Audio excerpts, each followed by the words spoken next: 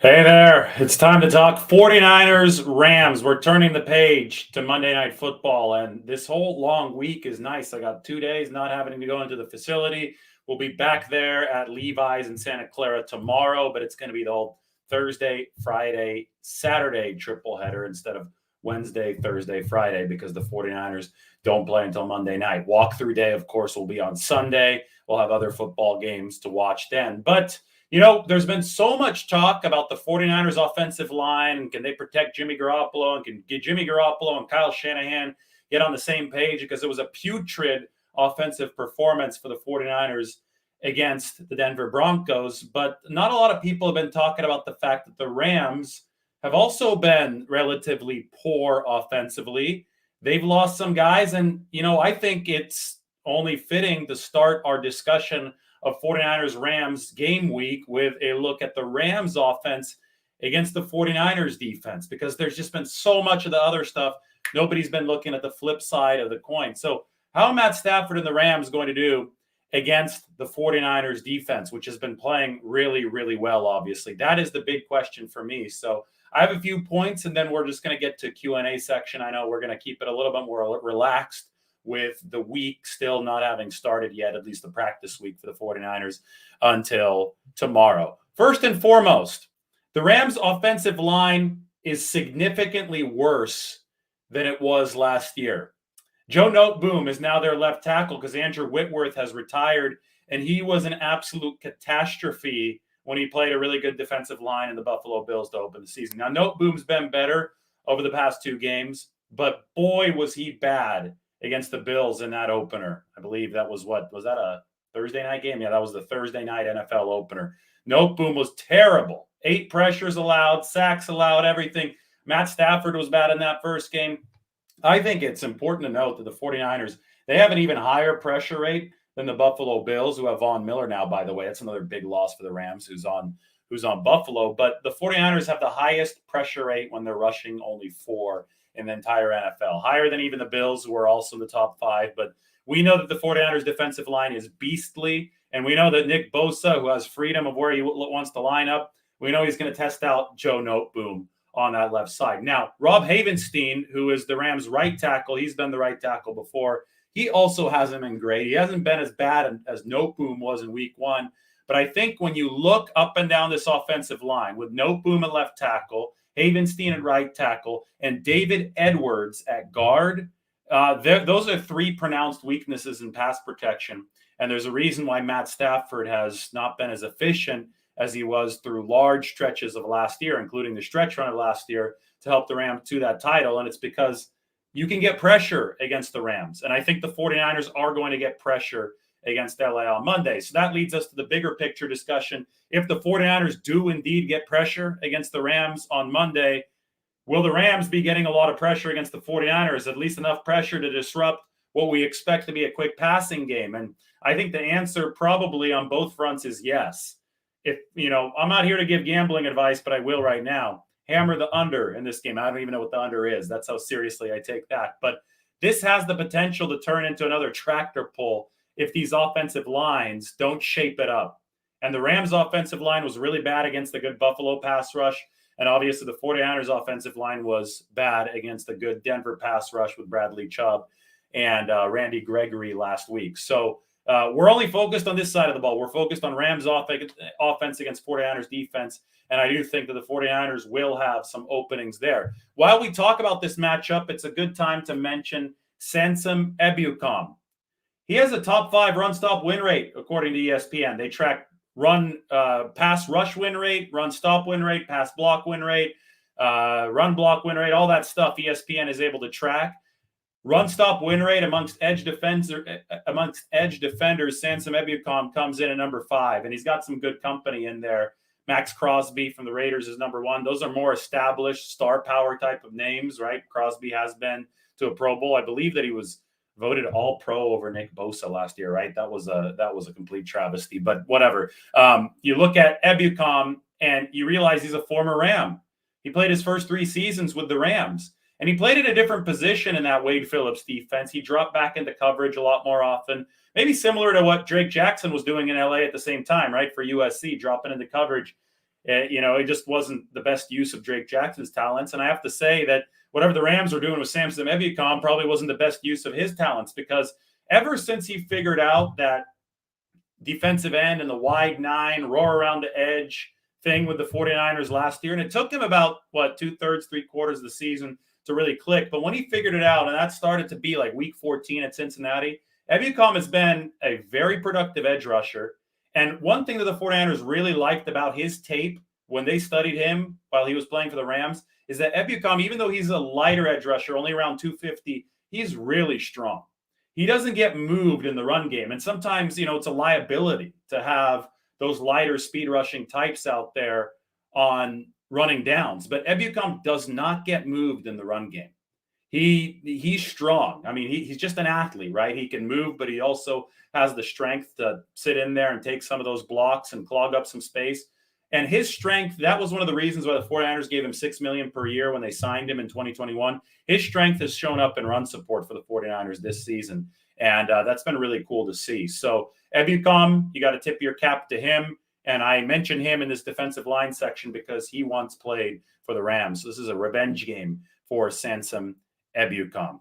All right, so let's talk Matthew Stafford now. We talked about the line protecting Stafford. Why don't we talk about the quarterback himself, who obviously is at the center of so many discussions regarding this Rams team after coming over from Detroit in that trade last year. Stafford obviously played some efficient ball through the most part of last year, but Richard Sherman had a good point on Twitter. We wouldn't be celebrating Matt Stafford as a Super Bowl champion in all likelihood right now if Jaquiski Tartt held on to a duck that he threw. And, Stafford's deep strength, the deep ball strength toward the end of the last season was really, really suspect. You remember Ambry Thomas picked him off on one that just kind of floated out there, didn't make it out to Odell Beckham. That clinched the playoff spot for the 49ers. And then he tried to heave one up into the air. I forgot who the intended receiver even was because it was so far away from him. And Jaquiski Tartt was sitting there and it was like a shallow fly ball in center field. It should have been a can of corn. Tartt should have caught that ball. Obviously didn't. Jimmy Ward committed a personal foul penalty right after that. And the Rams moved on down the field, scored a big touchdown. And the rest obviously was history. They came from behind to beat the 49ers in the NFC title game. But Stafford, didn't impress me with that throw. He obviously made a couple nice ones in the Super Bowl. The no-look one in the Super Bowl will be played forever. But then he came out this year after a lot of drama, right? Missing some time with that elbow tendonitis. And he did not look good at all against the Buffalo Bills. I mean, he didn't have the protection, first of all, but, it's kind of like Jimmy Garoppolo. You don't have the protection. You're not a mobile quarterback. You're probably not going to run away from the rush.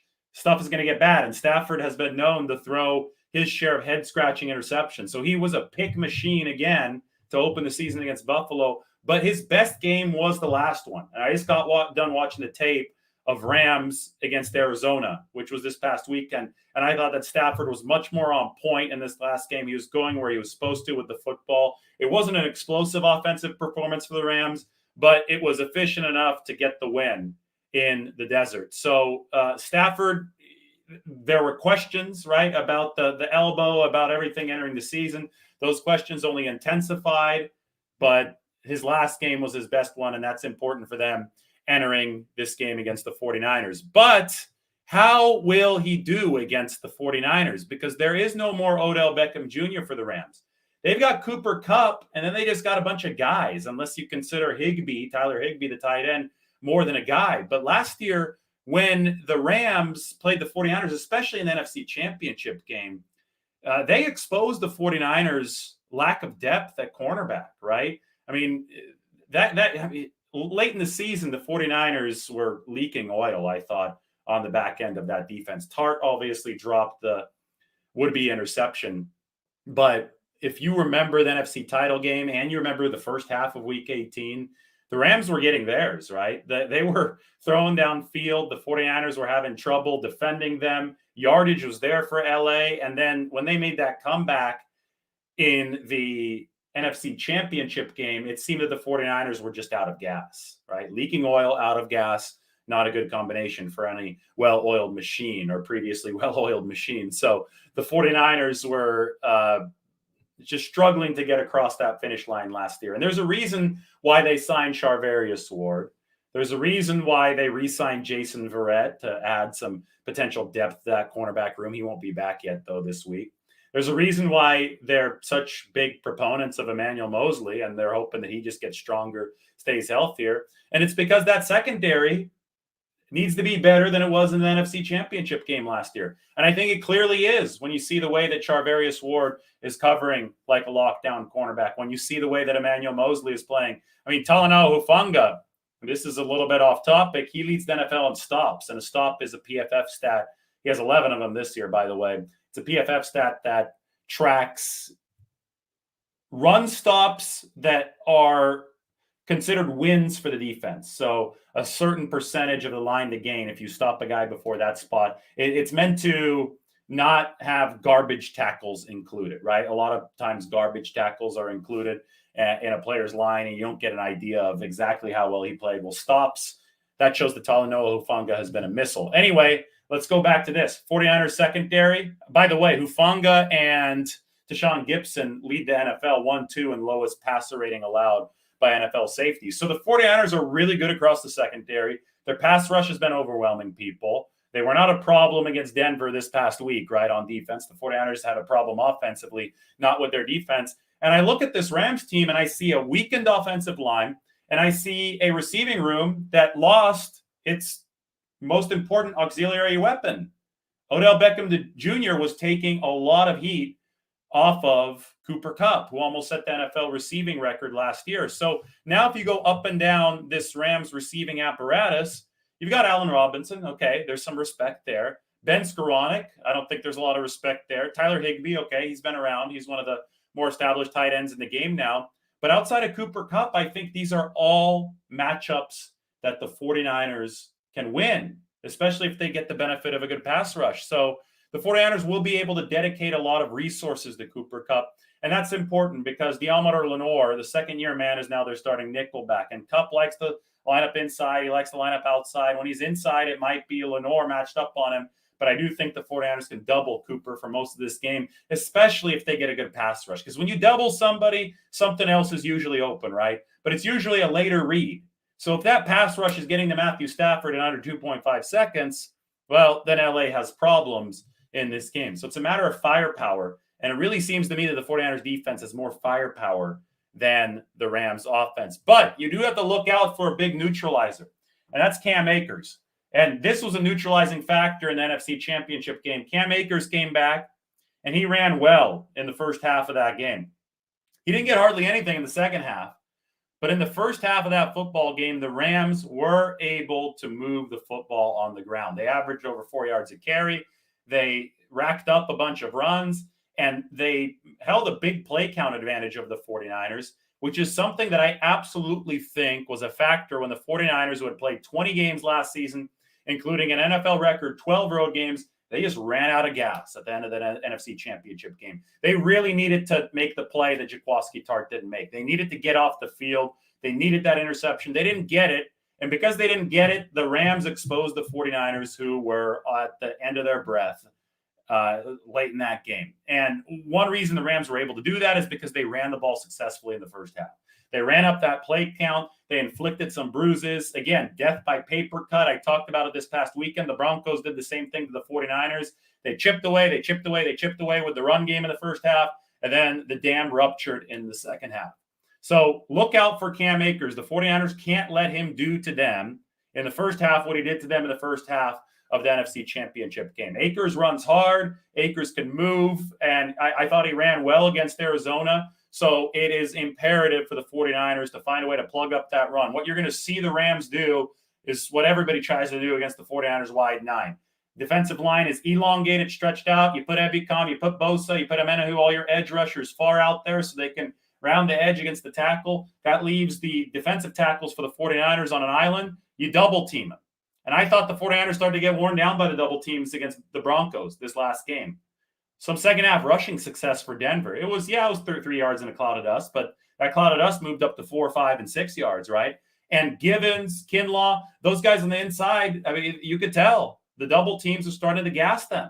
And the 49ers didn't have Eric Armstead, and I think that's a big deal when we talk about this. So they can hope that Eric comes back this week, because if he does, I think he'll really help in that regard. but they do have to look out for Cam Akers. All right, so review. Rams significantly worsened up front. Noteboom gave up 8 pressures against the Bills. Von Miller, everybody ate Joe Noteboom's lunch in week 1. I think the Nick Bosa and company are going to have a chance to do that in week 4. Matt Stafford's best game came last week. He was terrible behind an offensive line that couldn't block for him, not surprisingly, in week 1. Well, we'll see if the 49ers are able to overwhelm the Rams front, because if that's the case, get your popcorn ready. I think Stafford might be in line for some picks in this game. If not, though, we know that Stafford could light you up. So it's imperative that the 49ers take advantage of this up front. And one way to take advantage of that, one mandatory way, is to stop the run.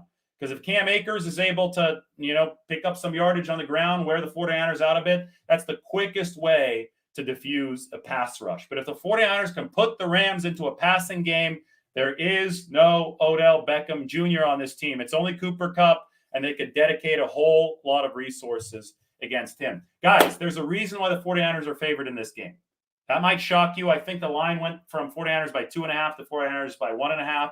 I haven't checked it recently, but it shouldn't shock you. Vegas is not overreacting to one game against Denver. Vegas, the Sharps realize that one game against the Broncos does not tell the story of a full season. Last year, people were counting the 49ers out at 3-5. So I'm not ready to count them out at 1-2, right? That's just logic. And I think that they have a very strong defense, better than last year's, in fact.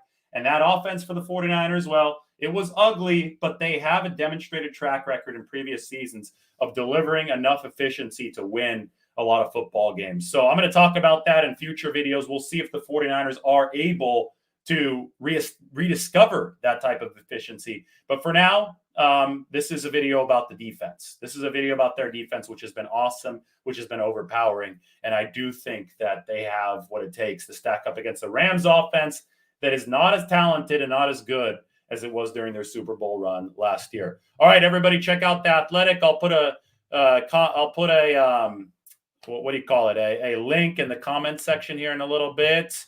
Also, make sure that you subscribe to the channel. And, of course, check me out on social media. I'm scrolling through here a little bit, see if there are any interesting discussion points for you guys. Oh, this is cool.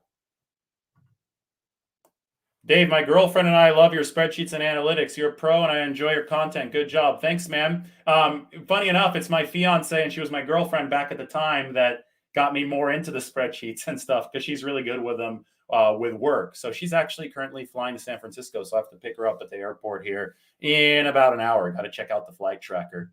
Actually, why don't we check? Yeah, why don't we check it out? Why don't we see where she's at? I have this flight tracker. I have experience from when the 49ers were scouting quarterbacks. So here we go. Let's share screen. Here we go. Flight aware. All right. Nashville, Tennessee to San Francisco, California. She is right above Utah. 9:29 p.m. So we still got time. It's 8:18. Yeah, we still got time. Nice little 4.5-hour flight. Man, it's taking a long time today. It must be quite the headwind. Anyway, yeah, so credit to her. And thanks to you and your girlfriend for checking those out. But it's been fun to kind of dive into stuff a little bit more analytically. All right, let's take a look at some questions from you guys. No, that's Flight Aware, not Flight Radar 24. It's Flight Aware. I love tracking flights. I don't know. There's something really weirdly relaxing about it. Like, I track my own flight when I'm sitting on one. I'm flying from Denver to SFO the other day.